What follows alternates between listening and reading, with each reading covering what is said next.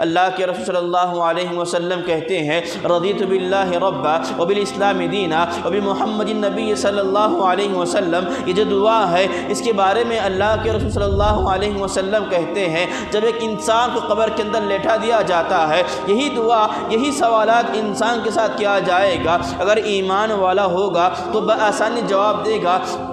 ایمان والوں کے سامنے جب فرشتے آتے ہیں کہتے ہیں رضیت باللہ ربا بتائیے آپ کا رب کون ہے تو وہ آدمی کہے گا میرا رب اللہ ہے. جب اس کے بعد دوبارہ سوال کیا جائے گا وبی محمد النبی صلی اللہ علیہ وسلم آپ اس آدمی کے بارے میں کیا جانتے ہیں تو وہ آدمی کہے گا جناب محمد رسول اللہ صلی اللہ علیہ وسلم اللہ کے بندے ہیں اور اس کے بعد اللہ کے نبی ہے. اور اس کے بعد وبالاسلام دینا اور اسلام کے تعلق سے آپ کیا جانتے ہیں. اللہ کے رسول صلی اللہ علیہ وسلم نے جن چیزوں کا حکم دیا ہے اللہ رب العالمین نے جن چیزوں کا حکم دیا ہے ہم اپنے آپ کو اسی کے مطابق سر تسلیم کیے ہوئے تھے. ہم دین کو جانتے ہیں. اگر انسان ایمان والا نہیں ہے اپنے آپ کو دنیا کے اندر رہتے ہوئے اپنی زندگی کو یوں ہی بسر کیا کرتا تھا نمازوں کی پابندی نہیں کیا کرتا تھا اللہ کے راہ میں خرچ نہیں کیا کرتا تھا جب بھی قرآن اور حدیث کی بات ہوتی تھی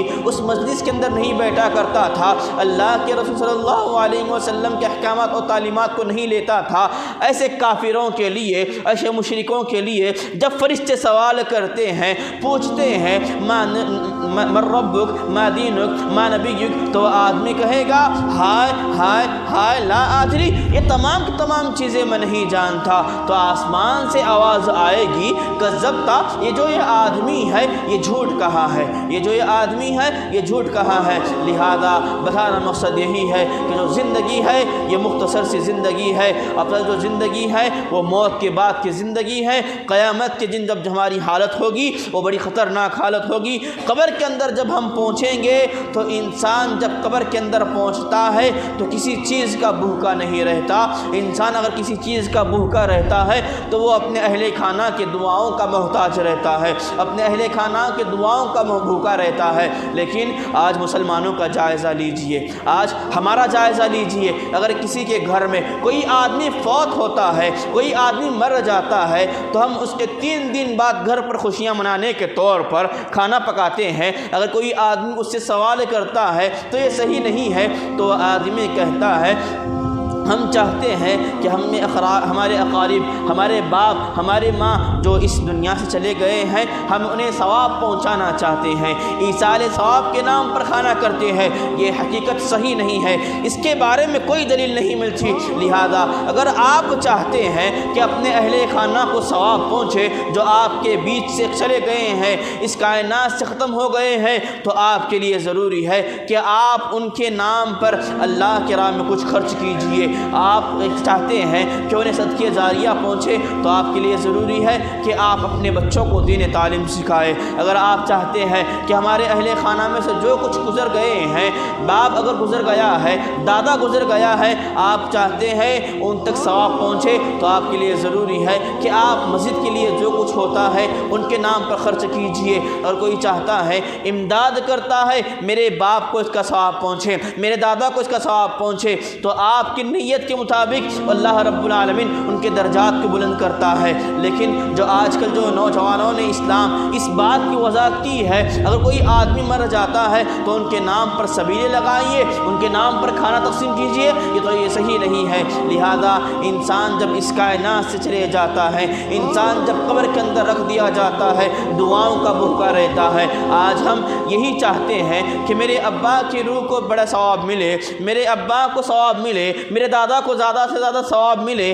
ہم چاہتے ہیں کہ مولوی صاحب کو چند روپے دے دیجئے یا پھر یہ کہتے ہیں کہ ہمارے حق میں دعا کیجئے یا پھر ہمارے والدین کے حق میں دعا کیجئے جو اس کائنات سے چلے گئے ہیں. لہذا بتانا مقصد یہی ہے مسلمانوں آپ اپنے اہل خانہ کے لیے خود دعا کیجئے آپ اپنے گھر والوں کے لیے جو اس کائنات سے چلے گئے ہیں اس دنیا سے ختم ہو گئے ہیں آپ خود دعا کیجئے. اللہ کے رسول صلی اللہ علیہ وسلم کا معمول معمول تھا، اللہ کے رسول صلی اللہ علیہ وسلم جب بھی بقیع قبرستان کے اندر پہنچتے تھے، صحابہ کرام رضی اللہ عنہ کی جماعت میں سے کوئی آدمی جب فوت ہوتا تھا، جب اسے دفنانے کے بعد اللہ کے رسول صلی اللہ علیہ وسلم تمام قبر والوں کے لیے دعا کیا کرتے تھے۔ لہذا ہم لوگوں کے لیے بھی ضروری ہے، ہم لوگوں کے لیے جو ضروری ہے یہی ہے، ہم قبر والوں سے دعا نہیں مانگ سکتے بلکہ قبر والوں کے لیے ہم دعا کر سکتے ہیں۔ لہذا ہم لوگوں کی بہتری اسی کے اندر ہے، جہاں تک ہو سکے ہم قبر والوں کے لیے دعا کریں،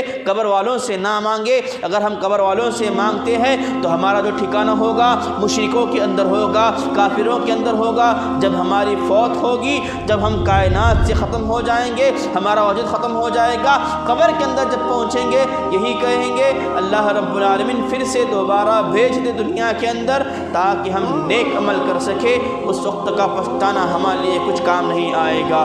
آخر میں رب الارض والسماء سے دعا ہے، پروردگارا جب تک اس کائنات کے اندر زندہ رکھے، اللہ اور اس کے رسول صلی اللہ علیہ وسلم کے احکامات اور تعلیمات کے مطابق زندگی بسر کرنے والا بنائے۔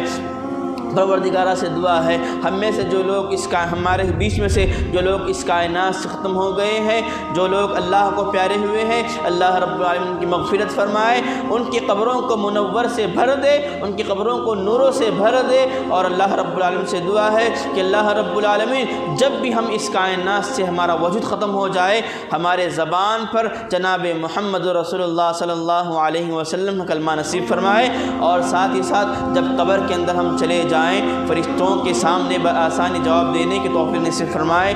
آمین۔ اقول قولی ھذا ولسائر المسلمین فاستغفروا انہ هو الغفور الرحیم۔ السلام علیکم ورحمۃ اللہ وبرکاتہ۔